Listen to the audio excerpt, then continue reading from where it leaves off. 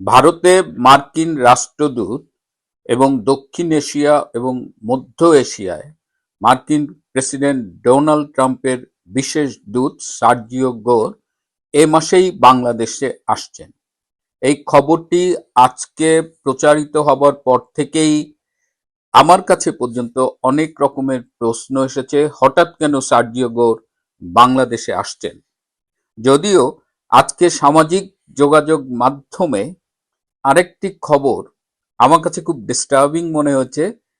সাতক্ষীরা 4 থেকে নির্বাচিত জামাতের এমপি তার একটি ভিডিও প্রচারিত হয়েছে। খুবই লজ্জাজনক একটা ব্যাপার। যদিও আজকের এই পর্বে আমি সেই আলোচনাটা করব না, কিন্তু এই ভিডিওটি ফাঁস হওয়ার ফলে অন্যান্য বিষয়গুলো একটু সাইড লাইনে চলে গেছে। যাই হোক, আজকে আপনাদের অনুরোধের প্রেক্ষিতে সার্জিও গোরের আসন্ন বাংলাদেশ সফর নিয়ে আমি তাৎক্ষণিকভাবে কিছু কথা বলতে চাই। শেষ পর্যন্ত সাথে থাকবেন। আসসালামু আলাইকুম, আদাব এবং নমস্কার। কে এই সার্জিও গোর? ভারতে আমেরিকার রাষ্ট্রদূত, কিন্তু তার চেয়েও গুরুত্বপূর্ণ হলো এই সার্জিও গোর মার্কিন প্রেসিডেন্ট ডোনাল্ড ট্রাম্পের খুবই ঘনিষ্ঠ। অনেকেই বলেন just a phone call away তাদের সম্পর্কটা। এমনকি তিনি যে কোনো সময় ট্রাম্পের সাথে ফোন তুলে কথা বলতে পারেন এবং ট্রাম্পের সর্বশেষ যে নির্বাচন, সেই নির্বাচনে ভীষণ গুরুত্বপূর্ণ ভূমিকা পালন করেছিলেন এই সার্জিও গোর। সার্জিও গোরকে ভারতে রাষ্ট্রদূত হিসেবে পাঠিয়ে এবং এই সাউথ এশিয়া এবং মধ্য এশিয়ায়, সেন্ট্রাল এশিয়ায় তাকে বিশেষ দূত করে পাঠানোর মধ্য দিয়ে ট্রাম্প কিন্তু একটি বার্তা শুরুতেই দিয়েছিলেন যে অঞ্চলকে তার সরকার গুরুত্ব দিয়ে দেখবে। সার্জিও গোর দায়িত্ব পালন শুরুর পর থেকে আমরা দেখতে পাচ্ছি যে আমেরিকার সাথে ভারতের সম্পর্ক যদিও উত্থান পতন দেখছি, তারপরেও ডিফেন্স ট্রিটি হয়েছে 10 বছরের, বাণিজ্য চুক্তি নিয়ে আলোচনা হয়েছে। ট্রাম্পের সর্বশেষ যে 250তম স্বাধীনতা দিবস উদযাপনকালে ট্রাম্প ফোনে মোদির সাথে যে কথাগুলো বলেছেন। সুতরাং সার্জিও গোর ভারত এবং আমেরিকান সম্পর্কটাকে নতুন উচ্চতায় নেবার জন্য কাজ করছেন। তো এই যে বিশেষ দূত যারা, তারা যখন কোনো দেশে যায় তখন সেটা কৌশলগতভাবে খুবই গুরুত্বপূর্ণ। কেন সার্জিও গোর হঠাৎ করে বাংলাদেশে আসছেন? বাংলাদেশের পররাষ্ট্রমন্ত্রী ডক্টর খলিলুর রহমান এই মুহূর্তে আমেরিকায় অবস্থান করছেন। সবকিছু ঠিক থাকলে তিনি 28শে জুলাই বাংলাদেশে ফিরবেন এবং সার্জিও গোর সম্ভবত 29শে জুলাই বাংলাদেশে আসবেন। অর্থাৎ ডক্টর খলিল বাংলাদেশে ফেরার পরে সার্জিও গোর বাংলাদেশ সফরে আসবেন। সম্প্রতি বাংলাদেশের পররাষ্ট্রনীতি খুব দ্রুত পরিবর্তিত হচ্ছে। আগের সরকারের আমলে, শেখ হাসিনার আমলে যেমন সবার প্রতি বন্ধুত্ব, কারো প্রতি শত্রুতা না, এই পররাষ্ট্রনীতি থেকে তারেক রহমান কিন্তু বেশ কিছু সরে গেছেন।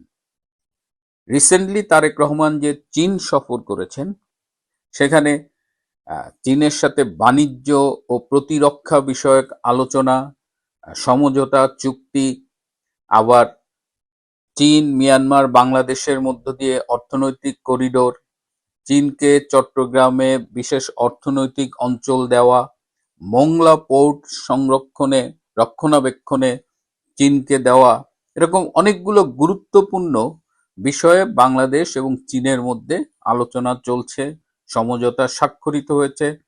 তো এই বিষয়টা কিন্তু আমেরিকার জন্য উদ্বেগজনক এবং আমেরিকা যে এই বে of Bengal, south Asia, Indo Pacific reason, এই অঞ্চলগুলো নিয়ে যা ভাবে, সেখানে বাংলাদেশ চীনের এই সম্পর্কের অগ্রগতিটা তাদের কপালে ভাঁজ ফেলবার জন্য যথেষ্ট। শুধু চীন নয়, পাকিস্তানের সাথে অর্থনৈতিক ও প্রতিরক্ষা বিষয়ক সম্পর্ক আগের চাইতে অনেক বেশি উষ্ণ। তুরস্কের সাথেও আমরা দেখতে পাচ্ছি তুরস্ক বাংলাদেশে ড্রোন ফ্যাক্টরি করবে, অস্ত্র কারখানা করবে। এর বাইরেও রাশিয়ার সাথেও একটা সম্পর্ক আমরা লক্ষ্য করছি। কদিন আগেই বাংলাদেশের পররাষ্ট্রমন্ত্রী ডক্টর খলিলুর রহমান রাশিয়ার পররাষ্ট্রমন্ত্রীর সাথে একান্ত বৈঠক করেছেন। এই সকল পরিস্থিতি বাংলাদেশের পরিবর্তিত পররাষ্ট্র নীতিকে আমেরিকা কিভাবে মূল্যায়ন করছেন সেই বিষয়গুলো নিয়েই সার্জিও গোর বাংলাদেশ এলে আলোচনা করবেন। ধারণা করা হচ্ছে যে বাংলাদেশের প্রধানমন্ত্রী, বাংলাদেশের পররাষ্ট্রমন্ত্রীর সাথে সার্জিও গোরের মিটিং হবে। এর বাইরেও তিনি আরো বেশ কিছু মিটিং করবেন, এমনকি দুই একটা রাজনৈতিক দলের প্রধানের সাথেও তার মিটিং করবার কথা। সার্জিও গোরের এই ট্যুরটা রুটিন হবার কোনো সুযোগ নেই, কারণ বিশেষ দূতরা বিশেষ কারণেই বিশেষ দেশ সফর করেন। এর বাইরেও বাংলাদেশের মানবাধিকার পরিস্থিতি, শেখ হাসিনার তথাকথিত বিচার এবং বাংলাদেশের বৃহত্তম রাজনৈতিক দল আওয়ামী লীগের ভবিষ্যৎ, এই বিষয়গুলো নিয়েও তিনি সম্ভবত তারেক রহমান সরকারের সাথে আলোচনা করবেন। সম্প্রতি শেখ হাসিনা একাধিক দলীয় বৈঠকে এই ইঙ্গিত দিয়েছেন যে আওয়ামী লীগ এবং শেখ হাসিনার ব্যাপারে আমেরিকার যে দৃষ্টিভঙ্গি ছিল সেটি আগের চাইতে পরিবর্তিত অবস্থানের দিকেই যাচ্ছে, অর্থাৎ আগের মতো নেই। শেখ হাসিনার বিচার বলেন, আওয়ামী লীগের রাজনীতির ভবিষ্যৎ বলেন বা মানবাধিকার বলেন, এটি নিয়ে কিন্তু আন্তর্জাতিক অঙ্গনে ব্যাপক আলোচনা চলছে। আমেরিকাও ধারণা করা হচ্ছে যে এই বিষয়গুলোতে তাদের অবস্থান পরিবর্তন করছে।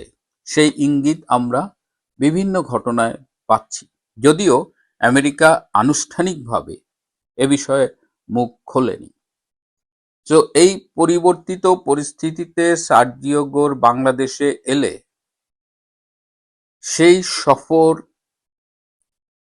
সফরে সরকার কি বলবেন, সরকারের কি অবস্থান হবে, আমেরিকা তাকে কিভাবে মূল্যায়ন করবে, বাংলাদেশের সাথে চীন রাশিয়ার নতুন সম্পর্ককে আমেরিকা কিভাবে দেখবে এবং আমেরিকা কিভাবে রিয়্যাক্ট করবে, তার চেয়েও গুরুত্বপূর্ণ হলো যে আমেরিকার যে ইমপ্লান্ট বাংলাদেশে রয়ে গেছে, ইউনূস সরকার থেকে তারেক সরকারে যে রয়েছে ডক্টর খলিল, তার সাথেও আলোচনা হবে কি কি শর্তে বাংলাদেশে রেজিম চেঞ্জ হয়েছিল এবং তার কতটুকু পূরণ হয়েছে, বাংলাদেশ কোন পথে, বাংলাদেশের গণতন্ত্র কোন পথে, এবং সমগ্র পশ্চিমা বিশ্বে যে উদ্বেগ রয়েছে যে বাংলাদেশে ইসলামী জঙ্গিবাদের উত্থান ঘটছে, এই সামগ্রিক বিষয় নিয়েও কিন্তু সার্জিও গোরের সাথে ডক্টর খলিলের একান্ত বৈঠক হবার কথা।